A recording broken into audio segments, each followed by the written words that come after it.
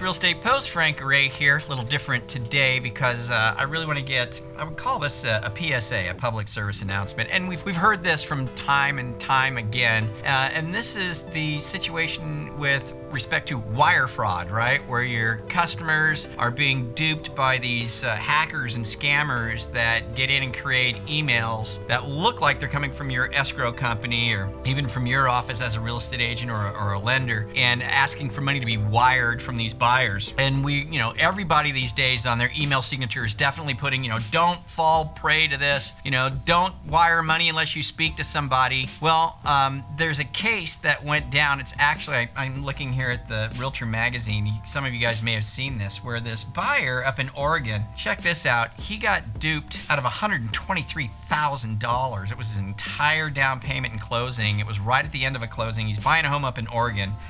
The borrower's name is Aaron Cole. And, it looked like the right email, all that stuff. And he even says in his statement here in this article, he's like, I'm a techie guy. I know this stuff. And he even admits, yeah, I was warned about it, but yet it still wound up happening to him. So he's at the close of escrow, and he's getting close, and they had sold their home, him and his family. They were ready to move, and they had $123,000, and this instruction came in from escrow that looked like it was from them. Lost $123,000, literally lost it. Okay.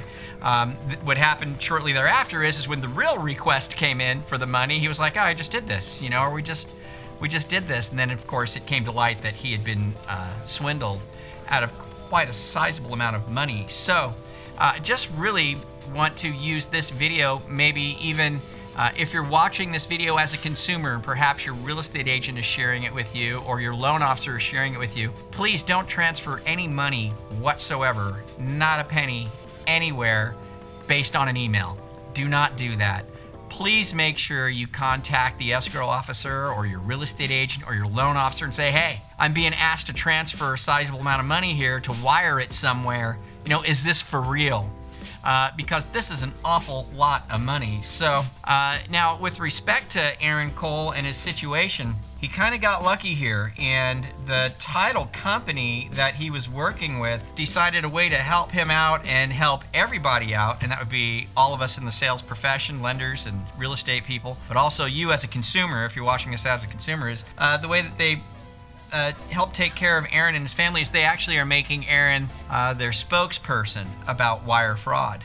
And how easy it is to get duped by this, etc. And in an interesting turn of events for him, what's cool about it is that the title company basically offered him a job to be their spokesperson on wire fraud, and guess what his salary was? $123,000. So he wound up getting his money and being able to complete his transaction, and now he's a spokesperson on it. But the truth is that's not going to be the case for many other people. So just again, as a National Real Estate Post, PSA, to all of our lenders and realtors that watch us, and maybe even consumers, if any of them have shared this with you, and when you're in the midst of a real estate transaction, oh my goodness, just do not wire any money anywhere unless you're 1,000% confident that the person who has requested it is real and is someone in your transaction. And that's going to be by verifying on the phone, making sure you're talking to the right people. Just double confirm it. It doesn't matter if it's $123,000 or just $1,000. Be careful of it. But my goodness, $123,000 swindled, gone, evaporated into thin air. Thank God this company was able to work it out with him in such a way to make him the spokesperson and get his money back. But again, that's definitely not going to happen most of the time. So I just wanted to make that our show today because, we just hate to see our consumers get taken advantage of within our industry, right? Within the industry of who we are and what we do. So just be careful. Make your warnings again.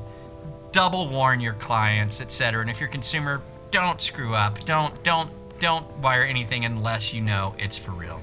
So I'm going to go ahead and let this go today.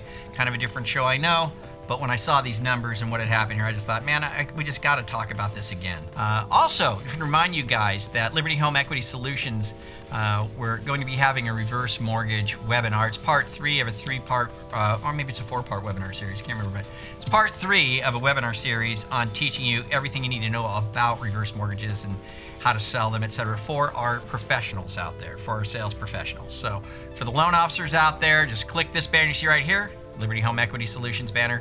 It's over on your right. You may have to scroll down a little bit, or there's probably a link around here on Facebook somewhere to register for that. Don't miss it. With that, you guys have a great day, and we'll catch you later here at the National Real Estate Post.